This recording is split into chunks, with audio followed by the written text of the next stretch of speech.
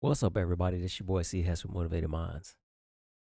Yep, I know it's been a minute, but yeah, your boy's back. So I'm gonna ask y'all to bear with me because I've been gone for a couple months. So I'm gonna have to get back adjusted doing these videos. I know from time to time I will put in graphics and pictures and all kinds of stuff.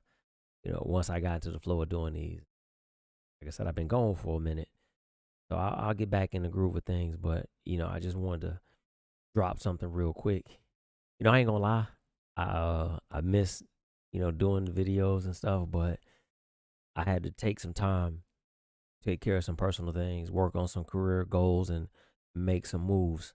So while I was doing that, I couldn't do the videos because these videos do take time. When I do the research, because I don't like putting out junk, and I don't like putting out bad information. So I take my time while I'm doing these. There was a lot of things that I missed, but I was just kind of, I don't really watch the news like I used to always say, but I was just kind of following things from time to time. I'll read the headlines. I know the whole thing happened with, Deion Sanders, and I saw people talking about the Woman King and, the criticism that Wakanda Forever came out, and just all kinds of things happened. And, I couldn't do it because I was busy. Anyway, hey man, this whole Tory Lanez and Megan the Stallion thing been got the internet blowing up, especially since they found him guilty, on all charges. And I don't really want to talk about the case because I didn't follow the case. What I want to talk about is the charges. Because one thing I've said in several videos is that we need to know the laws. And I find that people are talking about what he got charged with, or actually what he got convicted of, and they don't really know the elements of the crime. Tory Lanez was convicted of assault with a semi automatic firearm, carrying a loaded firearm in a vehicle, and discharge of a firearm with gross negligence. And, I was telling somebody the other day that we have to understand when it comes down to the law, words such as willingly, knowingly, negligently, and a few other words, they mean something in the law. So, first thing that I look at, let's just say in this case, is what does assault mean? So, what I do is I go to the state, and I just start looking in the penal code. And in California, assault is an unlawful attempt to commit a violent injury on someone, coupled with the present ability to do so. Now, one of the key words in there is the present ability. So, did he have a firearm? Yes. So, did he have the present ability to do so? Yes. I guess it was up in the air whether he shot her or not.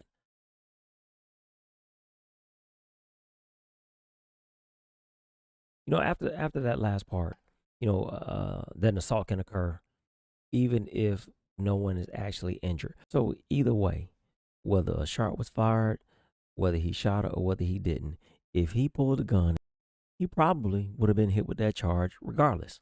The next charge is negligent discharge of a firearm.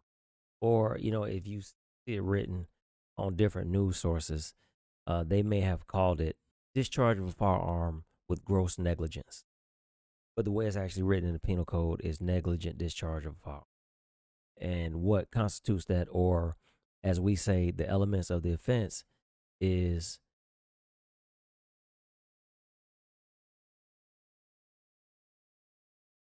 now, first of all, we got to understand that word willingly.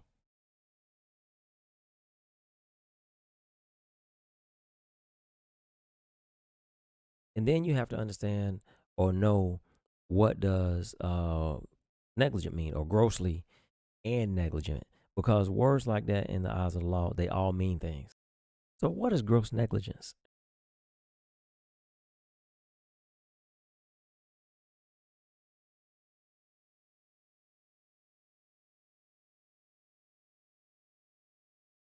Then in contrast, okay, you got gross negligence and then you have negligence, right? Which is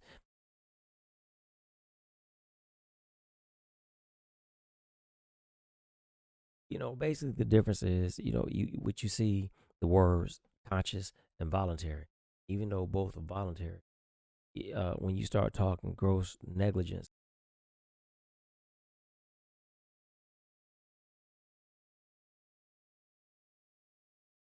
let's break this charge down in layman terms. You can receive a charge of negligent discharge of a firearm. Let's just say, like on New Year's Eve, going to New Year's, when you have the celebratory gunfire and you fire up in the air. Well, the bullet goes up, but that bullet has to come down. They can charge you with negligent discharge of a firearm. Now, in this case, they charged him with gross negligent discharge of a firearm because basically it all boils down to the degree in which you did it. So if I'm firing up in the air for celebratory gunfire, I pretty much should have known better, right? Because when it comes down to a gun, everybody should know that firearms a certain way. So in the case that we're talking about, he not only disregarded his safety, but he disregarded the safety of the others around him. And he made a willful and conscious decision to do so when he should have known better. So that's another reason why they more than likely hit him with that particular charge. Hey, one more thing about this particular charge. In California, this is known was what they call a wobbler. So this charge could be either given as it could either be a misdemeanor or it could be a felony. So it just depends on which way they want to go with it. His last charge was carrying a loaded, unregistered firearm in a vehicle. And I'm kind of smiling because really, it doesn't matter in California whether it was loaded or unloaded. If you don't have a concealed carry in California, with a few exceptions, you can't carry a firearm in public anyway. So either way, if he had a gun in public, and in fact that wasn't registered, but it really doesn't matter. If he had that weapon, that got him. At the end of the day, people can go back and forth on this, whether he shot her, whether he didn't, but does it really matter? Because when you look at the charges that he got convicted of, he didn't have to shoot her. Did he make an unlawful attempt to commit a violent injury on her or another person? And did he have the capability to do so? And if the answer is yes, then guess what? He's guilty as charged.